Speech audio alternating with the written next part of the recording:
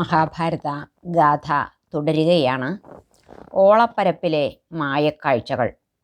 Fantasy അഥവാ ഭ്രമകൽപ്പന ഉപയോഗിച്ച് മനുഷ്യഹൃദയത്തിൻ്റെ തീവ്രമായ ആന്തരിക കാമനകളെയും ഭാവബന്ധുരമായ നിമിഷങ്ങളെയും ആവിഷ്കരിക്കുന്ന രീതി പഴയ കൃതികളിൽ സുലഭമാണ്. ഭൗതിക ജീവിതത്തിൽ സാക്ഷാത്കരിക്കാൻ കഴിയാതെ പോയ അഭിലഷിതകളുടെ ഭാവനാത്മകമായ വീണ്ടെടുക്കലായി അതിനെ വായിച്ചെടുക്കാനാകും. മനുഷ്യജീവിത ഇതിഹാസത്തിൽ താണ്ഡവമാടുന്ന ദുരന്തങ്ങൾ ഏൽപ്പിക്കുന്ന നിസ്സഹായതയെയും നിരാശാബോധത്തെയും മറികടക്കാൻ മനുഷ്യൻ ചിലപ്പോൾ ഭാവനയുടെ സ്വപ്നാത്മകതയുടെ ലോകം സൃഷ്ടിച്ചെടുക്കാറുണ്ട്. അത്തരം സ്വപ്നാടനങ്ങൾ സർഗധനരായ എഴുത്തുകാർ കൃതിയിൽ പുനഃസൃഷ്ടിക്കുന്നത് കാണാം. ആവർത്തിച്ചു വരുന്ന ബ്രാഹ്മണികവും വർണ്ണാശ്രമ ധർമ്മനിഷ്ഠവുമായ ആഖ്യാനധാരകൾക്കപ്പുറം ഭാരത ഇതിഹാസത്തെ സമാകർഷകമാക്കുന്നത് അത് സഫലീകരിക്കപ്പെടാതെ പോകുന്ന മനുഷ്യകാമിതങ്ങളുടെയും അവൻ്റെ മഹാസങ്കടങ്ങളുടെയും ആവിഷ്കാരമായതുകൊണ്ടാണ്. അല്ലാതെ വിധിവിഹിതമലംഘനീയം എന്നതുപോലുള്ള ആവർത്തനവിരസങ്ങളായ ഉക്തികളല്ല ഇതിഹാസത്തെ അർത്ഥസമ്പന്നമാക്കുന്നത്. ഭ്രമകൽപ്പനകളുടെ വിന്യസനത്തിലൂടെ ആവിഷ്കരിക്കപ്പെടുന്ന മനുഷ്യമനസ്സിൻ്റെ മനോയാന മുഹൂർത്തങ്ങൾ ആധുനിക കൃതികളിലും ധാരാളമായി കാണാം. ഇതിഹാസം പോലുള്ള മനുഷ്യകഥാനുഗാനങ്ങളിൽ അദൃശ്യശക്തിയുടെ അപ്രമേയമായ പ്രഭാവസിദ്ധിയുടെ പ്രത്യക്ഷപ്പെടലായി ഭ്രമകൽപ്പനകൾ മുഖം കാണിക്കുന്നു. അത് പക്ഷേ ഇതിഹാസകാരൻ തീർക്കുന്ന സർഗാത്മകാഖ്യാന രീതിയാണ് എന്ന് ചിന്താശീലനായ നവ്യവായനക്കാർ തിരിച്ചറിയുന്നു. ആഴമേറിയ നിരാശയിലും അഗാധമായ തകർച്ചയിലും ഉഴലുന്ന യുദ്ധാനന്തര ജനതയെ മാസ്മരികതയുടെ മായക്കാഴ്ചകളിലൂടെ ജീവിതത്തിലേക്ക് തുയിലുണർത്തുന്ന ഒരു രംഗം ആശ്രമവാസപർവത്തിൽ കാണാം. ഭഗീരഥിയുടെ ഓളപ്പരപ്പുകളിൽ മഹായുദ്ധത്തിൽ മരിച്ചുപോയ പ്രിയപ്പെട്ടവരെ ഭൂമിയിലെ അവരുടെ പ്രിയപ്പെട്ടവർക്കായി ഇതിഹാസകാരൻ പുനർജനിപ്പിക്കുകയാണ്. ദിവ്യസാന്ത്വനം പോലെ നിമിഷങ്ങളോളം നീണ്ടുനിന്ന ആ സങ്കല്പ ചിത്രങ്ങൾ അവരെ പഴയ ഓർമ്മകളിലേക്ക്, ഹൃദയബന്ധങ്ങളിലേക്ക് കിനാവിലെന്നോണം കൂട്ടിക്കൊണ്ടുപോയി. ഗംഗാനദിയുടെ നൃത്തം ചെയ്യുന്ന തിരകളിൽ ഊയലാടി അവർ പരസ്പരം കണ്ടു, ചിരിച്ചാർത്തു, കെട്ടിപ്പിടിച്ചു, ചുംബിച്ചു. പിന്നെ മഞ്ഞിൽ വിരിഞ്ഞ കാഴ്ചകൾ പോലെ അവ പൊലിഞ്ഞു. അക്ഷരങ്ങൾ കൊണ്ട് നെയ്തെടുത്ത ഹൃദയഹാരിയായൊരു നീഹാര യവനിക പോലെ തിളങ്ങുകയും പിന്നെ ഒടുങ്ങുകയും ചെയ്ത ആ ദൃശ്യരമണീയകത്തിലേക്ക് വരാം. വനയാത്രയ്ക്ക് ശേഷം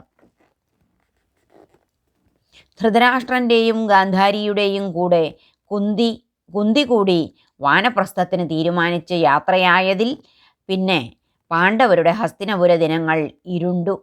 അപ്രസന്നമായ ആ ദിവസങ്ങളിലൊക്കെ അവർ അമ്മയെക്കുറിച്ചോർത്തു. വാരണാവതവും പഴയ വനയാത്രയും 5 പേരുടെയും വധുവായി ദ്രൗപദി കയറി വന്നതും വനവായുവിൽ പറന്നു വന്നൊരു പൂ പോലെ ഹിഡിംബ പ്രത്യക്ഷപ്പെട്ടതുമൊക്കെ ഓർത്ത് പാണ്ഡവർ വിഷാദിച്ചിരുന്നു. കുന്തിയെ പിന്തിരിപ്പിക്കാൻ അവർക്കായില്ല. പെട്ടെന്ന് നിസ്സഹായരായ കുട്ടികളായി തങ്ങൾ മാറി എന്നവർക്ക് തോന്നി.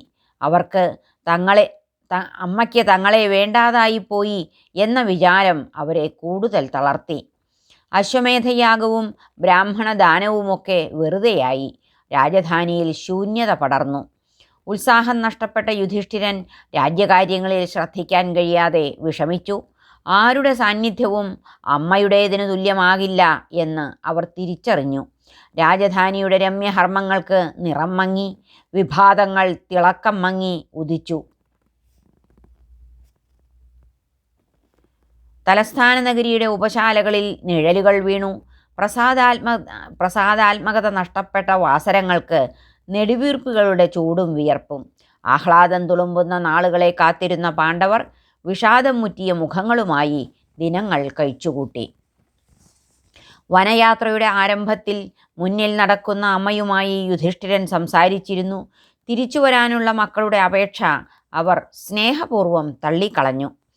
ആ സമയത്ത് ധൃതരാഷ്ട്രനും കുന്തിയോട് തിരിച്ചു പോകാൻ ആവശ്യപ്പെട്ടിരുന്നു. കുന്തി അതും തള്ളിക്കളഞ്ഞു. എത്രയോ ദിവസങ്ങളുടെ ആലോചനയ്ക്ക് ശേഷം കുന്തി എത്തിച്ചേർന്ന ദൃഢനിശ്ചയമായിരുന്നു വനയാത്ര. ധൃതരാഷ്ട്ര ഗാന്ധാരി ദമ്പതികളുടെ കൂടെ കുന്തിയുടെയും വിതുരൻ്റെയും വനയാത്ര മഹാരാജാവെന്ന നിലയിൽ യുധിഷ്ഠിരൻ്റെ പ്രൗഢിക്ക് മങ്ങലേൽപ്പിച്ചു. രാജാവും അനുജന്മാരും ഉത്സാഹം കെട്ട് രാജധാനിയിലേക്ക് തിരിച്ചു പോന്നു. ഹസ്തിനപുരിയിലാകെ സ്ത്രീകളുടെ അടക്കിപ്പിടിച്ച തേങ്ങലുകൾ അലയടിച്ചു. മരണം നടന്ന വീട്ടിലെന്നോണം ആരും ഒന്നും മിണ്ടിയില്ല. എല്ലാവരും തന്നിലേക്ക് തന്നെ വലിഞ്ഞു. പാഞ്ചാലി ഏതോ മൂലയിൽ ഒറ്റയ്ക്കിരുന്നു വിഷമിച്ചു. തൻ്റെ അഭിമാനം സംരക്ഷിക്കാനായി യുദ്ധം ചെയ്യണം എന്നു പറഞ്ഞ വ്യക്തിയാണ് ഭർതൃമാതാവ്. ഉത്സവം കഴിഞ്ഞ ഉത്സവപ്പറമ്പ് പോലെ ഹസ്തിനപുരി മങ്ങലേറ്റ് കിടന്നു. തള്ളപ്പശു വിട്ടുപോയ കന്നുകുട്ടികൾ പോലെ പാണ്ഡവർ അനാഥരായി എന്ന് ഇതിഹാസം. കുന്തിയുടെ വേർപിരിയൽ സൃഷ്ടിച്ച ശൂന്യതയിൽ നിന്ന് കരകയറാൻ പാണ്ഡവർ പണിപ്പെട്ടു. ഭരണകാര്യങ്ങളിൽ യുധിഷ്ഠിരന് താൽപ്പര്യം കുറഞ്ഞു. അശ്വമേധയാഗത്താൽ പ്രതാപം കൂടി എന്ന് അദ്ദേഹം കരുതിയിരുന്നു. അതൊരനാവശ്യമായ യുദ്ധവും ദാനയജ്ഞം ഒരു വെറും അഹന്തയുടെ ധൂർത്തും ആയിരുന്നുവോ എന്ന് ഒറ്റപ്പെട്ടപ്പോൾ അദ്ദേഹം ചിന്തിച്ചിരിക്കണം. മാത്രമല്ല, തൻ്റെ അമ്മയ്ക്ക് കൗമാരത്തിൽ ചിന്താശേഷിയില്ലാതിരുന്ന കാലത്ത് സംഭവിച്ച തെറ്റിന് സ്ത്രീവംശത്തെ മുഴുവൻ ശപിച്ചുപോയത് ആലോചനാശൂന്യമായി പോയി എന്ന് യുധിഷ്ഠിരൻ വിചാരിച്ചിരിക്കണം. ഏതാണ്ട് 1 വർഷം കൊഴിഞ്ഞു വീണു. കാട്ടിൽ പോയവരെക്കുറിച്ച് വിവരമൊന്നുമില്ല. കുന്തിയുടെ വേർപാട് വല്ലാതെ ബാധിച്ചത് മാദ്രേയനായ സഹദേവനെയായിരുന്നു. ഒരിക്കൽ അയാൾ വിഷമം സ്ഫുരിക്കുന്ന മുഖവുമായി യുധിഷ്ഠിരനോട് പറഞ്ഞു, രാജാവേ, എനിക്കിനിയും അമ്മയെ കാണാതിരിക്കാനാവില്ല. എനിക്കൊന്ന് അവരെ കണ്ടാൽ മാത്രം മതി. നമുക്ക് കാട്ടിൽ പോകാം ജ്യേഷ്ഠ. അമ്മ ഇപ്പോൾ മുടിയൊക്കെ ജടയാക്കി മാറ്റിയിരിക്കും. അവർ നമ്മെ പിരിഞ്ഞതിൽ ഏറെ ദുഃഖിക്കുന്നുണ്ടാവും. നമുക്ക് അമ്മയെ ഒന്ന് കാണാൻ വനത്തിൽ പോകാം. പെട്ടെന്നൊരു തേങ്ങൽ അവരുടെ ശ്രദ്ധ ആകർഷിച്ചു. അത് പാഞ്ചാലിയായിരുന്നു. നിറഞ്ഞ കണ്ണുകളുമായി തൻ്റെ സഹധർമ്മിണി മൊഴിയുന്നത് യുധിഷ്ഠിരൻ കേട്ടു. എന്നാണ് അമ്മയെ കാണാൻ കഴിയുക? നമുക്ക് വനത്തിൽ പോയി അമ്മയെ കാണാം. നമ്മുടെ ഉള്ളിലെ നീറ്റൽ അമ്മയ്ക്ക് മനസ്സിലാകും. അങ്ങയുടെ ആജ്ഞ കാത്തു നിൽക്കുകയാണ്. കുന്തി ഗാന്ധാരിമാരെയും ധൃതരാഷ്ട്രനെയും ഞങ്ങൾക്ക് കണ്ടേ മതിയാകൂ. അങ്ങ് ആജ്ഞ പുറപ്പെടുവിച്ചാലും. പാഞ്ചാലിയുടെ വാക്കുകൾ യുധിഷ്ഠിരനെ പൊള്ളിച്ചു. അദ്ദേഹം വനയാത്രയ്ക്ക് ആജ്ഞ പുറപ്പെടുവിച്ചു. പാണ്ഡവർ സൈന്യസമേതം കാട്ടിലേക്ക് യാത്രയായി. ദീർഘമായ യാത്രയ്ക്ക് ശേഷം വനത്തിലെത്തിയ യുധിഷ്ഠിരൻ താപസന്മാരോട് ചോദിച്ചു, ഞങ്ങളുടെ വലിയച്ഛൻ എവിടെ? യുധിഷ്ഠിരൻ്റെ കണ്ണുകൾ നിറഞ്ഞിരുന്നു. മുനിമാർ യുധിഷ്ഠിരനെ നോക്കി. പിന്നെ പറഞ്ഞു, യമുനയിൽ കുളിക്കുകയാണ്, ഇപ്പോൾ വരും. യുധിഷ്ഠിരൻ ദൂരേക്ക് മിഴി പായിച്ചു. അതാ നിഴലുകൾ പോലെ 3 പേർ. ഒരാൾ കൃശഗാത്രൻ, വൃദ്ധൻ, ധൃതരാഷ്ട്രൻ. പിന്നെ നിഴലുകൾ പോലെ 2 സ്ത്രീരൂപങ്ങൾ. ജടപിടിച്ച തലമുടി, മന്ത്രോച്ചാരണത്താൽ സ്ഫുരിക്കുന്ന ചുണ്ടുകൾ, വാനപ്രസ്ഥത്തിൻ്റെ രൂപഭാവങ്ങൾ. ഗാന്ധാരിയും കുന്തിയും മന്ദമായി നടന്നെടുത്തു. യുധിഷ്ഠിരനും കൂടെയുള്ളവരും നോക്കി നിന്നു. തിരയടിച്ചു വന്ന ഒരു തേങ്ങൽ ധർമ്മപുത്രൻ പണിപ്പെട്ടൊതുക്കി. അവർ അടുത്തു വന്നു. പാണ്ഡവർ ഓടിച്ചെന്ന് അമ്മയുടെ പാദം വന്ദിച്ചു. അവിടെ തന്നെ വീണുകിടക്കണം എന്നവർക്ക് തോന്നി. അമ്മയുണ്ടായിരുന്നപ്പോഴത്തെ ഉറപ്പ് ഇപ്പോഴില്ല. ഒരിക്കൽ പരിണാമരമണീയങ്ങളായിരുന്ന ഹസ്തിനപുരിയിലെ നാളുകൾ അമ്മയില്ലാത്തതുകൊണ്ട് പെട്ടെന്ന് വിരസാവസാനങ്ങളായി. യുധിഷ്ഠിരൻ്റെയും അനുജന്മാരുടെയും മുഖങ്ങൾ കണ്ണീരണിഞ്ഞു. കുന്തിയുടെ പ്രശാന്തമായ മുഖത്ത് വിഷാദമധുരമായൊരു മന്ദഹാസം തങ്ങി നിന്നു. പാണ്ഡവർ പിന്നെ ധൃതരാഷ്ട്രനെയും ഗാന്ധാരിയെയും വന്ദിച്ചു. കൂടെയുണ്ടായിരുന്ന ജനം കരഞ്ഞു വിളിച്ചു. എല്ലാം കണ്ടപ്പോൾ കുന്തിയുടെ മുഖത്തെ മന്ദസ്മേരം മാഞ്ഞു. മരനിരകളുടെ ഇരുൾഛായകൾ അവരെ പൊതിഞ്ഞു. കുന്തി വികാരാധീനയായി. അണകെട്ടി നിർത്തിയിരുന്ന കണ്ണീരു അരുവികൾ കുന്തിയുടെ മുഖത്ത് ഒഴുകിയമർന്നു. തൻ്റെ മക്കൾ എല്ലാം നേടിയിട്ടും മഹാരഥന്മാരായിട്ടും ഇപ്പോൾ അനാഥരെ പോലെ തൻ്റെ മക്കൾ. കുന്തിയുടെ തൊണ്ടയിൽ വാക്കുകൾ കുരുങ്ങി. എല്ലാം കണ്ട് ഗാന്ധാരിയും ധൃതരാഷ്ട്രനും ദുഃഖിതരായി. അവരുടെ മുഖത്ത് അഗാധമായ തളർച്ച ആഴമേറിയ ചുളിവുകൾ തീർത്തു. പാണ്ഡവർ ദുഃഖം സഹിക്കാനാവാതെ നിലത്തു വീണു. യുധിഷ്ഠിരൻ്റെയും അനുജന്മാരുടെയും നിർവ്യാജമായ സ്നേഹവായ്പ് കണ്ട് എല്ലാവരും വിഷാദത്തോടെ നോക്കി നിന്നു. ദുഃഖമടക്കിയ മുഖവുമായി ദ്രൗപദി നിന്നു. കൂടെ അർജുനപത്നിമാരായ ഉലൂപിയും ചിത്രാംഗതയും. സുഭദ്ര അവരോട് ചേർന്ന് നിന്നു. ഹിഡിംബ മാത്രം ഇല്ല. ഇതിഹാസം ആ വനസൗന്ദര്യത്തെ മറന്നു. സൗന്ദര്യവതികളായ സ്ത്രീകളുടെ സാന്നിധ്യം കാടിൻ്റെ ഹരിത മനോഹാരിതയ്ക്ക് തിളക്കം കൂട്ടി. പ്രിയപ്പെട്ടവരുടെ ആ സമാഗമം വിപിനം പൂക്കൾ വർഷിച്ച് ആഘോഷിച്ചു. വിതുരൻ എന്തോ ഓർത്തിട്ടെന്ന പോലെ പെട്ടെന്ന് യുധിഷ്ഠിരൻ വിതുരനെക്കുറിച്ച് അന്വേഷിച്ചു. ധൃതരാഷ്ട്രൻ പറഞ്ഞു, ഉണ്ണി, വിതുരൻ ഘോരമായ തപസ്സിലാണ്. നിരാഹാരനായി വായു മാത്രം ഭക്ഷിച്ച് തപസ്സു ചെയ്യുകയാണ് വിതുരൻ. മഹാരണ്യത്തിൽ എവിടെയോ ഉണ്ട്. പെട്ടെന്ന് വിതുരൻ ധൃതരാഷ്ട്രന് മുന്നിൽ പ്രത്യക്ഷപ്പെട്ടു. ഇടതൂർന്ന ജട, വായിൽ ഒരു മരക്കഷ്ണം കടിച്ചു പിടിച്ചിരിക്കുന്നു. മെലിഞ്ഞ് ക്ഷീണിതനായി എല്ലും തോലുമായ ഒരാൾ. ഹസ്തിനപുരിയിലെ മന്ത്രിയായിരുന്ന വിതുരൻ്റെ പ്രേതരൂപം. ധൃതരാഷ്ട്രൻ്റെ ഉള്ളിൽ ഒരു മല ഇടിഞ്ഞു വീണു. വിതുരൻ്റെ മുഖത്ത് ഭാവഭേദങ്ങളില്ല. ശൂന്യവും പ്രശാന്തവുമായ മുഖം. യുധിഷ്ഠിരൻ ഉറക്കെ പറഞ്ഞു, വിതുര, വരൂ. വിതുരൻ പക്ഷേ ദൂരങ്ങളിലേക്ക് ഓടിയകന്നു. പിന്നെ പെട്ടെന്ന് നിന്നു. മരത്തിൻ്റെ മറവിൽ നിന്ന് വിതുരൻ നോക്കി. പ്രാകൃതവേഷവുമായി നിന്ന ആ മഹാനുഭാവനെ യുധിഷ്ഠിരൻ കണ്ടു. വീണ്ടും അദ്ദേഹം വിതുരൻ്റെ അടുത്ത് ചെന്ന് പറഞ്ഞു, ഞാൻ യുധിഷ്ഠിരനാണ്. ഞാൻ അങ്ങയുടെ യുധിഷ്ഠിരനാണ്. യുധിഷ്ഠിരൻ്റെ ശബ്ദമിടറി. പാദങ്ങൾ തളർന്നു. വിതുരൻ ഒന്നും പറയാതെ വീണ്ടും ശൂന്യതയിലേക്ക് മിഴി നട്ടു നിന്നു. പിന്നെ വിതുരൻ യുധിഷ്ഠിരനെ നോക്കി ഏറെ നേരം നിന്നു. നോക്കി നോക്കി പതുക്കെ വിതുരൻ നിശ്ചലനായി. പിന്നെ പതുക്കെ അരികെയുള്ള മരത്തിലേക്ക് വിതുരൻ്റെ കൃശഗാത്രം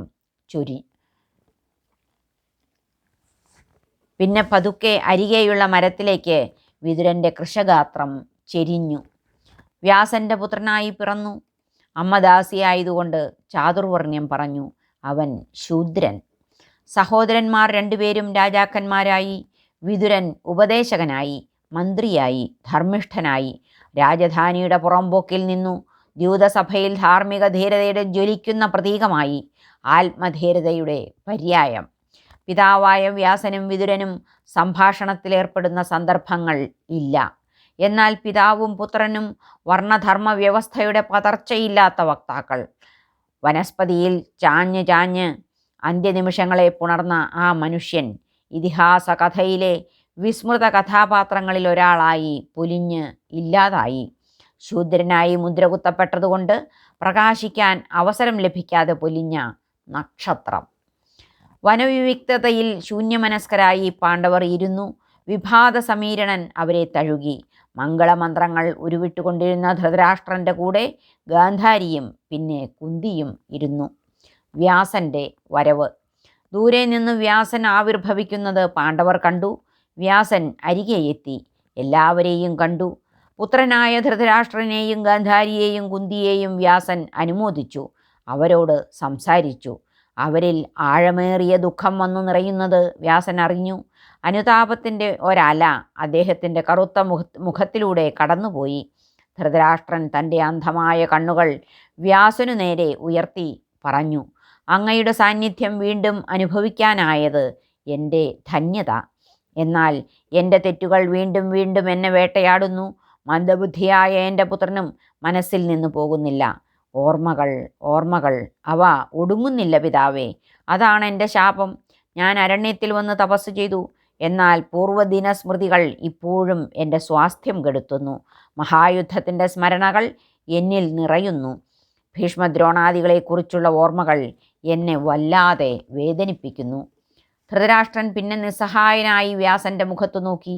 ഒരു വനയാത്രയ്ക്കും വിസ്മരിപ്പിക്കാനാവാത്ത അന്ധനായ രാജാവിൻ്റെ മനോവേദന വ്യാസൻ നോക്കി നിന്നു. ധൃതരാഷ്ട്രൻ്റെ വാക്കുകേട്ട് ഗാന്ധാരിയും കൂടെ കുന്തിയും അഗാധമായി വിഷാദിച്ചു. ഗാന്ധാരി പറഞ്ഞു, മുനിപുങ്കവ, എനിക്കിപ്പോഴും സമാധാനമില്ല. കടുത്ത ശോകം ഞങ്ങളെ വല്ലാതെ തളർത്തുന്നു. എനിക്ക് 100 മക്കളുണ്ടായിരുന്നു. ഇന്ന് ആരുമില്ല. ഗാന്ധാരിയുടെയും ധൃതരാഷ്ട്രൻ്റെയും വാക്കുകൾ വ്യാസൻ്റെ സമചിത്തതയെ ഒരു നിമിഷം മുറിവേൽപ്പിച്ച പോലെ തോന്നി. അവർ തേങ്ങിക്കരയുന്നത് വ്യാസൻ കണ്ടു. തൻ്റെ കുറ്റം കൊണ്ട് അന്ധനായി പിറന്ന നിർഭാഗ്യവാനായ തൻ്റെ പുത്രൻ കർണനെ ഓർത്ത് കുന്തിയും കണ്ണീരൊഴുക്കിക്കൊണ്ടിരുന്നു. വ്യാസനും പാണ്ഡവരും കൂടെയുള്ളവരുമൊക്കെ അത് കണ്ടു നിന്നു. കുന്തി പറഞ്ഞു, ഞാൻ ഇന്ന് കർണനെ ഓർത്തു. എൻ്റെ മകൻ, എനിക്ക് ദുഃഖം അടക്കാനാവുന്നില്ല. വ്യാസൻ ഉപദേശിച്ചു, കുന്തി പറയൂ, നിനക്ക് ഇനിയും എന്നോട് എന്തോ പറയണമെന്നുണ്ട്, എനിക്കറിയാം. കുന്തി തൻ്റെ പൂർവ്വകഥ പറഞ്ഞു. കന്യകയായിരിക്കുമ്പോഴത്തെ കഥ. പാണ്ഡവമാതാവിൽ നിന്ന് കർണൻ്റെ ജനനവുമായി ബന്ധപ്പെട്ട ആ കഥ വാർന്നു വീണു. എല്ലാവരും അത് കേട്ടിരുന്നു. അവിടെ അവസാനിച്ചില്ല. ദ്യൂതസഭയിൽ പാഞ്ചാലി അനുഭവിച്ച അപമാനം, അതൊക്കെ എങ്ങനെ മറക്കാനാണ്? വ്യാസൻ്റെ മുന്നിൽ വെയിലേറ്റു വാടിയ ലത പോലെ കുന്തി തളർന്നു. വനസ്പതി ഛായകളിൽ ഇരുന്നിട്ടും അപരാഹ്നത്തിൻ്റെ ചൂട് അവരിൽ നിറഞ്ഞു. അവസാനം വ്യാസൻ മൗനം ഭഞ്ജിച്ചു. അദ്ദേഹത്തിൻ്റെ മുഖത്ത് നേർത്ത മന്ദഹാസം തങ്ങി നിന്നു. വ്യാസൻ പറഞ്ഞു, മക്കളെ, ദുഃഖിക്കാതിരിക്കൂ, എല്ലാം ശരിയാകും. കുന്തി, നിന്റെ ഉള്ളിലെ തീ അണയും. എല്ലാവരുടെയും എല്ലാ അസ്വസ്ഥതകളും അസ്തമിക്കും. നിങ്ങൾ ദുഃഖമടക്കി ഭഗീരഥിയുടെ തീരത്തേക്ക് വന്നണയുക. നിണമണിഞ്ഞ കാൽപ്പാടുകൾ. നീണ്ട 16 വർഷങ്ങൾ കടന്നുപോയി. മഹായുദ്ധത്തിൻ്റെ മുറിവുകൾ ഇനിയും ഉണങ്ങിയില്ല. രാജധാനിയിൽ താമസിച്ചപ്പോഴും വനത്തിൽ കഴിഞ്ഞപ്പോഴും യുദ്ധമേൽപ്പിച്ച മാനസിക ആഘാതത്തിൻ്റെ പരിക്കുകൾ നീണ്ടുനിന്നു. സ്വന്തം മനോയാനങ്ങളിൽ ധൃതരാഷ്ട്രനും ഗാന്ധാരിയും കുന്തിയും വീണ്ടും വീണ്ടും യുദ്ധകാലത്തേക്ക് തിരിച്ചുപോയി. തേൻ പുരട്ടിയ ഉപദേശങ്ങളോ ആവർത്തനവിരസമായ ഗുണപാഠ കഥകളോ അവർക്ക് ശാന്തി നൽകിയില്ല. ഉറങ്ങാത്ത രാവുകളിൽ അവരുടെ നെടുവീർപ്പുകൾ വനവായുവിൽ അലിഞ്ഞു ചേർന്നു. അവരുടെ ഉള്ളിൽ മരുഭൂമികൾ നീണ്ടു. സംഭവിച്ചു പോയതൊന്നും തിരിച്ചെടുക്കാൻ ആവില്ല. അതുകൊണ്ട് ഭൂമിയിലെ അവരുടെ ശിഷ്ടജീവിതം നരകസമാനമായി. പൂജയും മന്ത്രവുമൊക്കെ വെറുതെയായി. വിധുലോപാഖ്യാനത്തിലൂടെ യുദ്ധത്തിനായി മക്കളെ പ്രേരിപ്പിച്ചത് കുന്തി ഓർത്തെടുത്തു.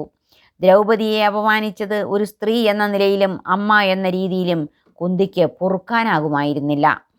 പ്രതികാരം തോന്നുന്നത് സ്വാഭാവികം. മറ്റു പ്രത്യാഘാതങ്ങളെക്കുറിച്ചൊന്നും കഠിനമായ ആ പെണ്ണപമാനത്തിൻ്റെ മുന്നിൽ കുന്തിയിലെ സ്ത്രീ ഓർത്തില്ല. എങ്കിലും ജീവിതത്തിൻ്റെ സായാഹ്നത്തിൽ ഇപ്പോൾ കുന്തി മറ്റൊരു രീതിയിൽ കൂടി അതിനെക്കുറിച്ച് ആലോചിക്കുകയാണ്.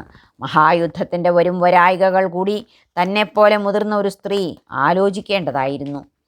ജയദ്രഥൻ പാഞ്ചാലിയെ അപമാനിച്ചപ്പോൾ അയാളോട് വ്യക്തിപരമായി കണക്ക് തീർക്കുകയാണ് പാണ്ഡവർ ചെയ്തത്. അയാളുടെ രാജ്യം പിടിച്ചടക്കിയില്ല, വംശഹത്യ നടത്തിയില്ല. അതുപോലെ ദുര്യോധനനോടോ ദുശാസനനോടോ കർണനോടോ പാണ്ഡവർക്ക് വ്യക്തിപരമായി പകരം ചോദിക്കാമായിരുന്നില്ലേ എന്ന ഒരു ചിന്ത കുന്തിയുടെ ഉള്ളിലൂടെ അപ്പോൾ കടന്നുപോയോ എന്ന് ഇതിഹാസം വ്യക്തമാക്കുന്നില്ല. പാണ്ഡവർ അപ്രകാരത്തിൽ വ്യക്തിനിഷ്ഠമായ പകരം ചോദിക്കാൻ മുതിർന്നാൽ തന്നെ മറുപക്ഷത്തുള്ളവർ അതിന് നിന്നുകൊടുക്കുമോ എന്നും വ്യക്തമായിരുന്നില്ല. എല്ലാ കുറ്റവാളികളും ചെയ്യുന്നത് പോലെ അവർ തങ്ങൾ ചെയ്തത് രാഷ്ട്രത്തിനു വേണ്ടിയാണെന്ന് വാദിക്കുമായിരുന്നു. കുന്തിയുടെ ചിന്ത ഇങ്ങനെയൊക്കെ അക്ഷരാർത്ഥത്തിൽ കാടുകയറിയിരിക്കണം. എന്തായാലും എരുതിയിൽ എണ്ണയൊഴിക്കുകയാണ് താൻ അന്ന് വിധുലോപാഖ്യാനത്തിലൂടെ ചെയ്തത് എന്നോർത്ത് കുന്തി പരിതപിച്ചു. തെറ്റിനെ മറ്റൊരു തെറ്റുകൊണ്ട് നേരിട്ടത് ശരിയായില്ലെന്ന് കുന്തിക്ക് ഇപ്പോൾ തോന്നിയിരിക്കണം. മൂവർ സംഘം ശിബിരത്തിൽ നടത്തിയ രാത്രി കൂട്ടക്കൊലയായിരുന്നു മഹായുദ്ധത്തിൻ്റെ അതിദാരുണമായ പരിസമാപ്തി. തൻ്റെ ഓമനകളായ 5 പേരക്കുട്ടികളെയും അധമനായ ഒരുവൻ രാത്രിയിൽ ഓർക്കാപ്പുറത്ത് വെട്ടിക്കൊന്ന ദിവസം. തനിക്ക് പ്രിയപ്പെട്ടവരായിരുന്ന അഭിമന്യുവും ഘടോത്കചനും അതിനു മുമ്പ് തന്നെ പോയി കഴിഞ്ഞിരുന്നു. അതിൻ്റെ ദുരന്തബോധം അഗാധമായൊരു ഇരുണ്ട ഗർത്തം പോലെ ജീവിതാന്ത്യത്തിൻ്റെ നാളുകളിൽ കുന്തിയുടെ മുന്നിൽ വാവിളർന്നു നിന്നു.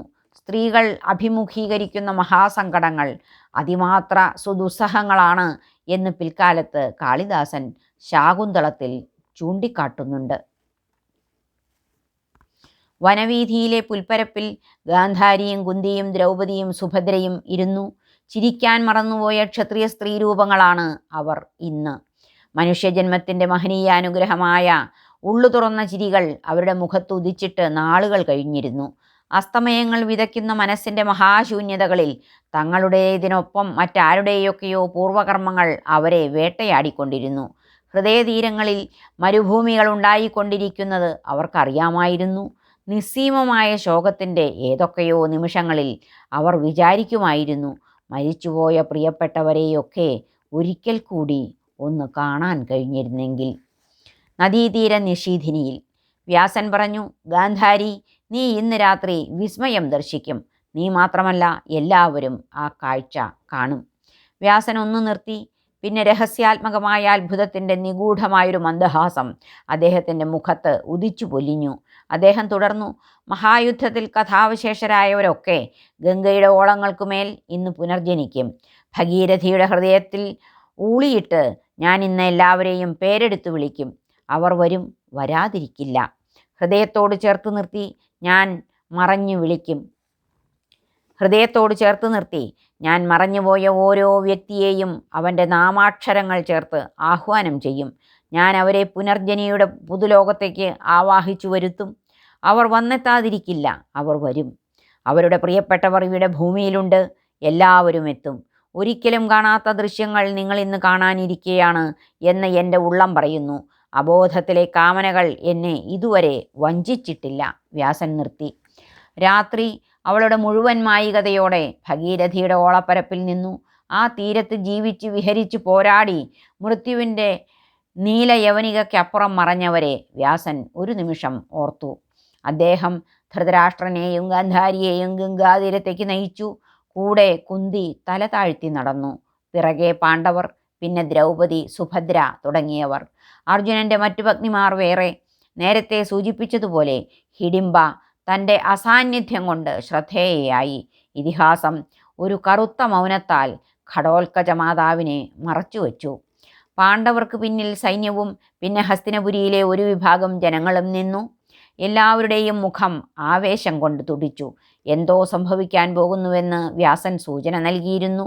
ഏതോ വിസ്മയത്തിൻ്റെ പദനിസ്വനം കാത്ത് അവർ ഭഗീരഥിയുടെ സൈകത ഭൂമിയിൽ നിന്നു. ഹൈമവത ഭൂമികളിലൂടെ ഒഴുകിയണയുന്ന ഭഗീരഥിയുടെ തടത്തിൽ അവർ നിന്നു. തിരകളെ തഴുകിയെത്തിയ മന്ദപവനൻ അവരെ തൊട്ടു. ഗംഗാതടത്തിൽ ഒത്തുചേർന്ന് അവർ നിന്നു. അതുവരെയില്ലാത്ത ആന്തരികമായ മമത അവരിൽ മുളയെടുത്തു. ജീവിതത്തിൽ ആദ്യമായി അവർ അവതരിക്കാനിരിക്കുന്ന രാത്രിയെ സ്വപ്നം കണ്ടു. മനസ്സു തുടിച്ചു, കണ്ണുകൾ തിളങ്ങി, അധരങ്ങൾ സ്ഫുരിച്ചു. മാന്ത്രികമായൊരു കമ്പനം ഭഗീരഥിയുടെ തീരത്ത് അവർക്ക് അനുഭവപ്പെട്ടു. ഗംഗാതീരത്ത് കൂടിയിരുന്നവരിൽ ഉദ്വേഗം അതിരുകടന്നു. ആവേശം കൊണ്ട് നേർത്ത വിറ ശരീരത്തിൽ കയറുന്നുണ്ടോ എന്ന് അവർ ആശങ്കിച്ചു.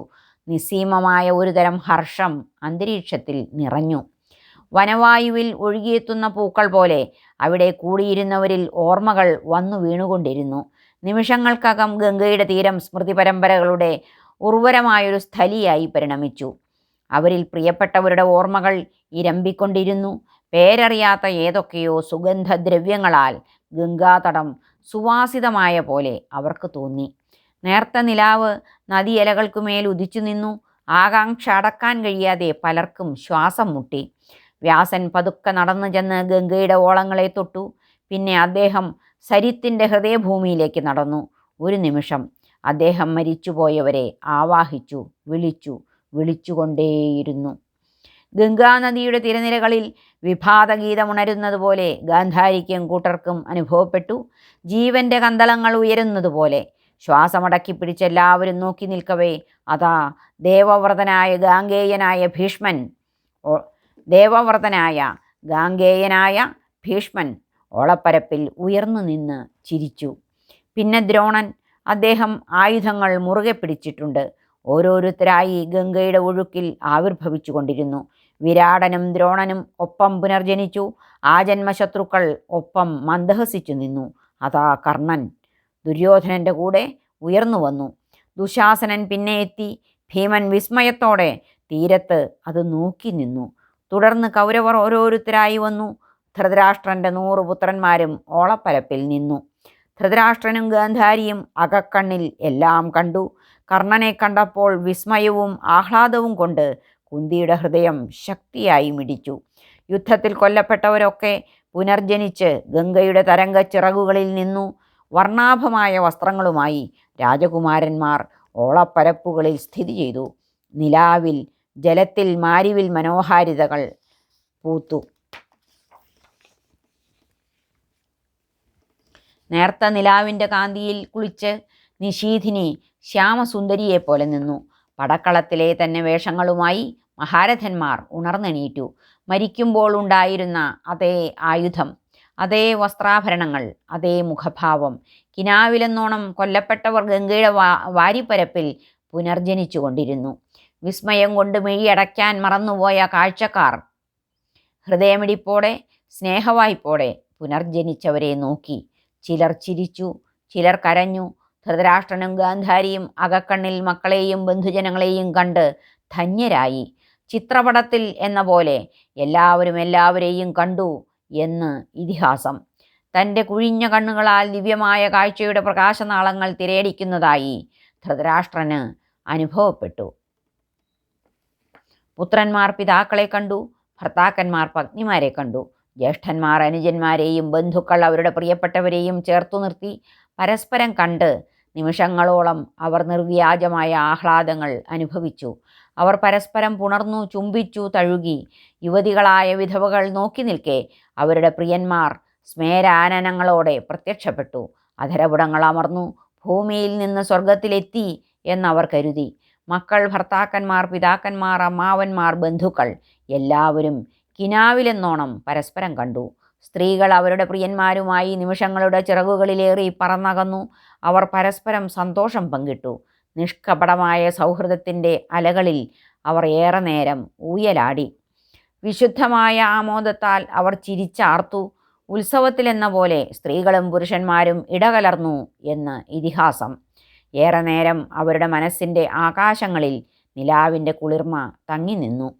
പിന്നീട് എപ്പോഴോ നീലനിശീഥം മറഞ്ഞു, നിലാവ് മാഞ്ഞു. രമണീയ നിമിഷങ്ങൾ അസ്തമിച്ചു. രാമണീയകം മാഞ്ഞു. വാക്കുകളും ആലിംഗനങ്ങളും ചുംബനങ്ങളും ഓർമ്മയായി. സ്വപ്നത്തിലെന്നോണം ഒക്കെ ഒടുങ്ങി. ഓളപ്പരപ്പിൽ നിന്ന് എല്ലാം മാഞ്ഞു. കരയിൽ ഭൂമിയിലുള്ളവർ തനിച്ചായി. എങ്കിലും അവരുടെ മഹാസങ്കടങ്ങൾ സഹനീയമായി. യാഥാർത്ഥ്യത്തെ അവർ സമചിത്തതയോടെ നേരിട്ടു. വനകുസുമങ്ങളുടെ ഗന്ധവുമായി വന്ന കാറ്റ് അവരെ തൊട്ടു.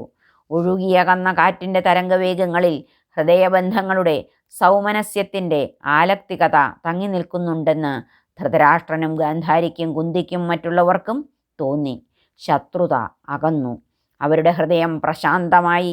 പ്രിയപ്പെട്ടവരുടെ ഓർമ്മകളുടെ വർണ്ണമനോഹാരിതകളിൽ ഭൂമിയിൽ ബാക്കിയായവരുടെ ജീവിതം കുറെ കൂടി പ്രകാശപൂരിതമായി.